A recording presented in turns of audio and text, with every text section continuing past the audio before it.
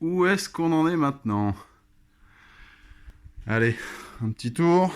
Changement du flecteur de la direction pour du polyuréthane. Les restes de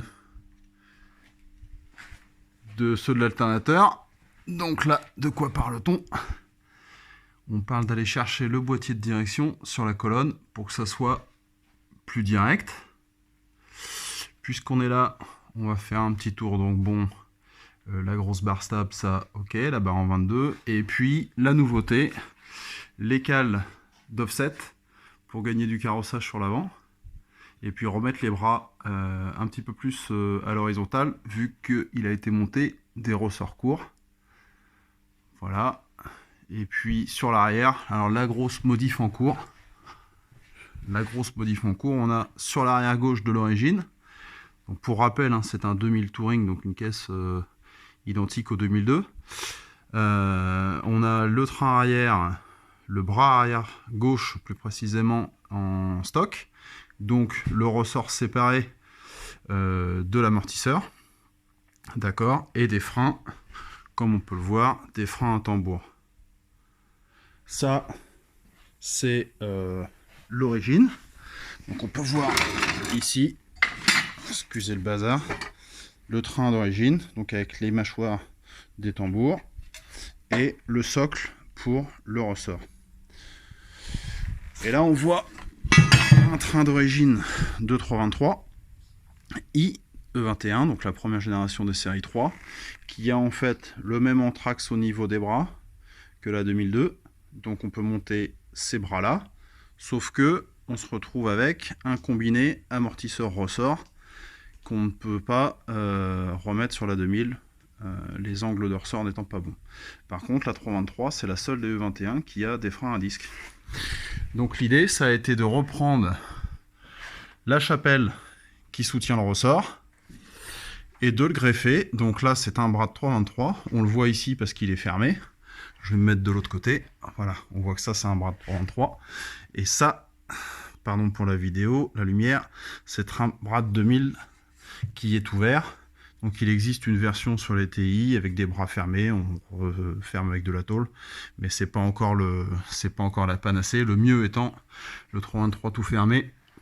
Donc greffe de la chapelle d'amortisseur sur le bras du 323. Avec, bon là pour l'instant c'est en prototypage, donc ça reste brut de décoffrage, après ça sera certainement pas un époxy. Et puis, très important, greffe ici de la patte de support de l'amortisseur, donc version 2000. Donc j'avais encore un train de 2000 d'avance, donc j'ai récupéré cette partie-ci que je suis venu greffer. Voilà, on le voit à l'écart ici sur le 323 et je garde mes supports détriés. Et donc là, la grosse différence, c'est que maintenant, ah oui, celle-là elle est jolie. Voilà, la grosse différence, c'est que maintenant, ce sont bien des freins à disque et non plus des freins à tambour. Pour la petite histoire, montage d'origine, sur cette auto, donc elle avait des grosses jambes d'amortisseur de TI, ce qui fait qu'en fait elle a les gros roulements à l'avant, et elle avait d'origine, on voit pas très bien, mais elle avait d'origine des freins avec des étriers 4 pistons, mais des disques pleins. Le montage qui a été fait sur cette auto, c'est récupérer des moyeux de 323i, toujours à 323i à l'avant, greffer les moyeux, donc sans souci, hein, les roulements montent, c'est la même taille des roulements que les jambes de TI et de TI. Donc les moyeux de 323i, ce qui me permet de greffer dessus des freins avant, donc là on le voit pas très bien, mais c'est des freins avant des disques de 323i, donc qui sont ventilés, c'est un gros plus. Et puis en lieu et place sans patte de déport, sans rien, hein, en lieu et place sans patte de déport, sans rien, sur les jambes de la TI, a été monté des étriers de 6,35. Ce qui fait qu'elle retrouve ses étriers 4 pistons, comme elle avait avant, mais avec des freins ventilés. Donc ces étriers-là ne sont pas modifiés, comme on a pu le faire sur les 2002 turbo. Soit dit en passant, diamètre identique à celui de la 2002 turbo, plus la ventilation et les étriers 4 pistons. Donc voilà, upgrade à l'avant pour les freins, upgrade à l'avant pour ce qui est géométrie, donc on a donné plus de carrossage dessus, et upgrade à l'arrière pour ce qui est des freins. Et puis là, c'est pas encore en place, mais ça fera l'objet d'une prochaine vidéo. C'est qu'ici, on va monter, donc ici et ici sur les ancrages, on va monter ce type de matériel là. Voilà.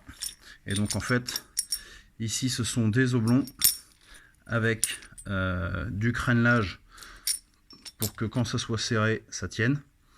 Donc